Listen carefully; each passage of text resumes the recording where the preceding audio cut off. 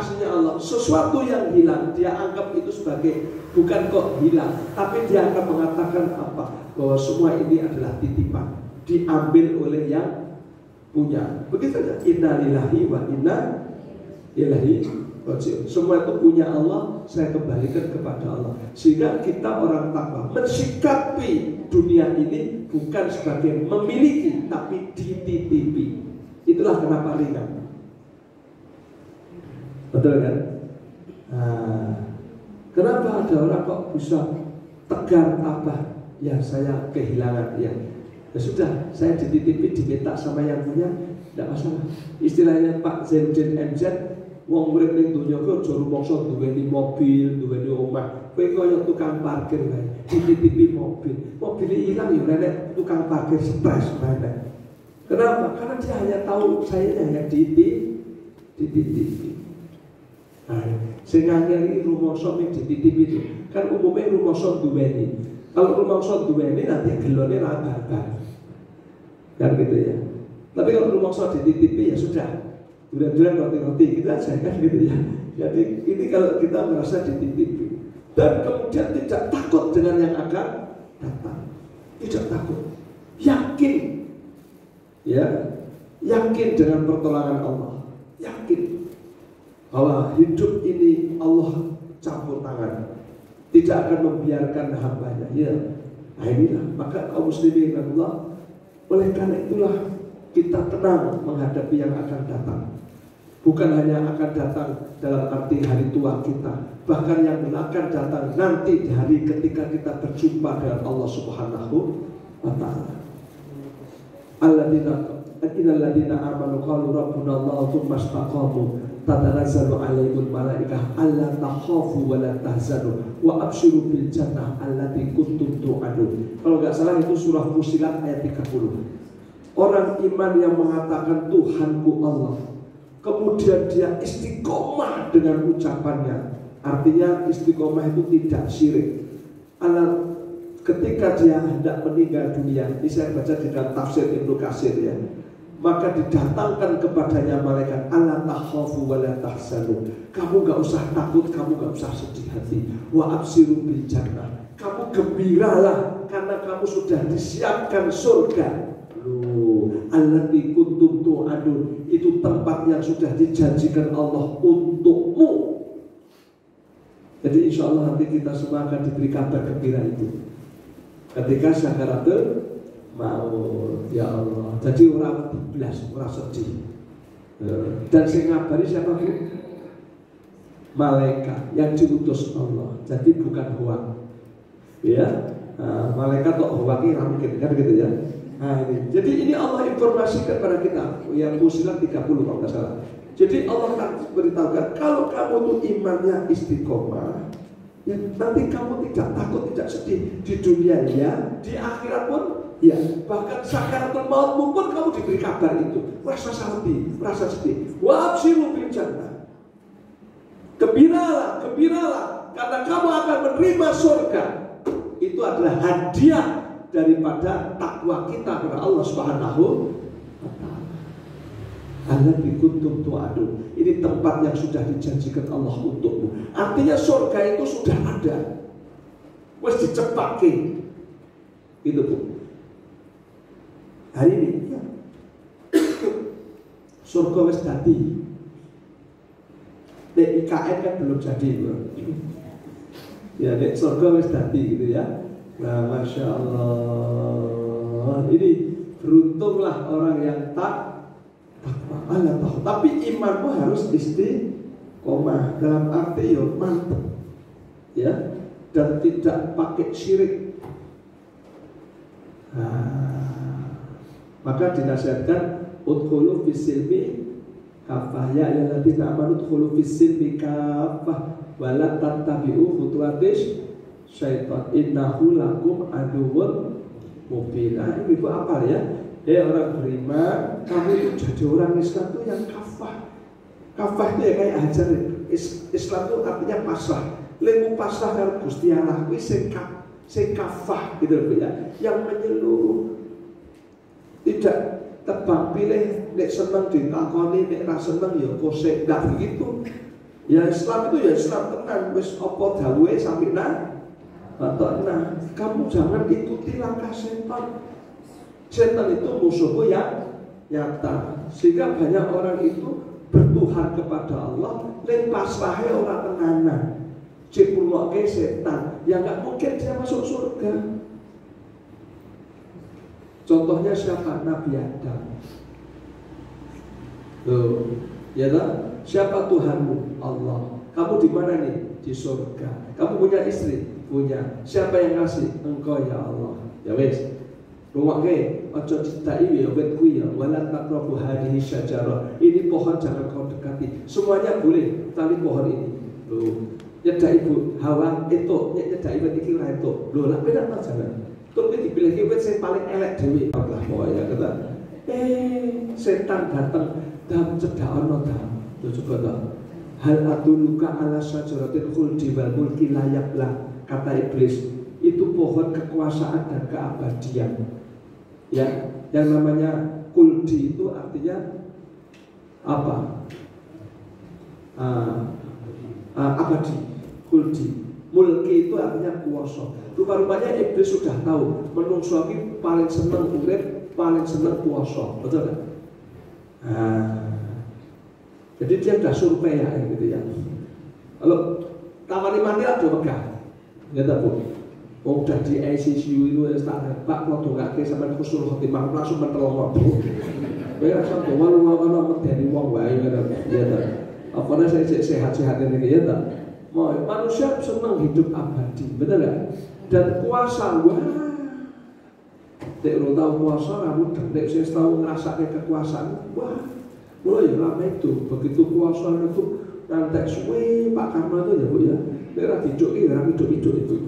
Ya Pak Harto ya mau nanti 30 tahun muncul nanti hidup. Kalau saya terus dibatasi, terus kok tidak mau meneh, ya tahu batasi, wis pedo 10 tahun mandek ngono. Kowe jek nonton anake barang Masya Allah. Ya gitu. Iki ya gitu lumrah itu. Ojone kok dia hamil ya ngono gitu ya. Kami betul ya. Ya betul, itu manusiawi, betul nggak? Manusiawi. Saya punya teman itu Pak Haji itu kerjanya di Freeport itu. Sekarang udah pensiun. Terus Pak anakku lanang happy. Wah itu udah sekolah Pak itu sarjana muda bos kedok. Nah terus sekarang kerja di mana? Ya di Freeport. Terus ke bapak lo pinter men gue lah. Saya kan kenal banyak di sana. Oh kan dari yo piye ta Pak ini kono ya anaknya dititipke, betul nggak? Nah jadi ya itu lumrah lah gitu ya. Nah sehingga ketika dia itu ingin berkuasa lupa kalau yang ngomong ini iblis. Sehingga Adam dengerin kata iblis karena dia ingin abadi, ingin kuasa. Lah tenang, didukani Allah. Nah, wana dahuma rabbuhuma anhafuma antilhuma syajarah. Piye to ta? Gitu ya. Kan wis tak kandhani aja ngrungokke iblis. Innahu lakum aduwwun mubin. Dia itu musuhmu lah kok ngrungokke. Apa yang terjadi? Lepas itu bajunya. Maka lepasnya pakaian, ketelanjangan itu cita-citanya iblis. Betul nggak? Nah inilah ibu bapak. Maka coba kita lihat, ketika Nabi Ibrahim itu berdakwah, Ibrahim itu adalah bapak tauhid. Dia menghancurkan, bukan kok menghancurkan rumah bangunan seperti Israel. Yang dihancurkan Ibrahim apa? Berhala. Ibrahim membangun, yang dibangun Nabi Ibrahim apa? Ka'bah, Baitullah.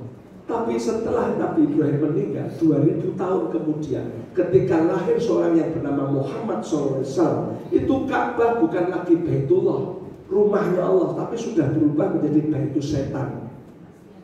Ya tidak? Karena apa? Di dalam Ka'bah isinya berhala, sampai 360 berhala. Coba bayangkan. Padahal Ibrahim itu anti berhala. Lah kok saya ini malah kebang berhala. Inilah hebatnya iblis. Dan hebatnya lagi, orang tukang tawaf seperti yang diajarkan Ibrahim, tapi tawafnya telanjang. Loh coba, Masya Allah. Nek melu setan ya utuh, ya kan? Maka Nabi SAW ketika ditanya, ya Rasulullah, kamu siapa? Saya Nabi. Apa tugasmu? Menghancurkan berhala, menegakkan tauhid, menyambung silaturahim. Itu jelas 3 misinya: menghancurkan berhala, menegakkan tauhid, menyambung silaturahim. Maka ketika Nabi datang dari Madinah dalam peristiwa Fathul Mekah dengan 10.000 pasukannya, bukan menghancurkan bangunan, tapi menghancurkan berhala yang ada di dalam Ka'bah. Kemudian Ka'bah dikembalikan sebagai Baitullah, bukan lagi Baitul Setan, rumahnya Allah, bukan rumahnya setan. Dan mulai hari itu disebutkan innamal musyrikun dan najasun fala yaqrubu hadzal masjid ba'da amihim hada. Mulai hari ini orang musyrik najis gak boleh datang lagi di Masjidil Haram, dan yang boleh tawaf di situ hanya orang iman dan harus berpakaian. Maka gak boleh wuduh lagi.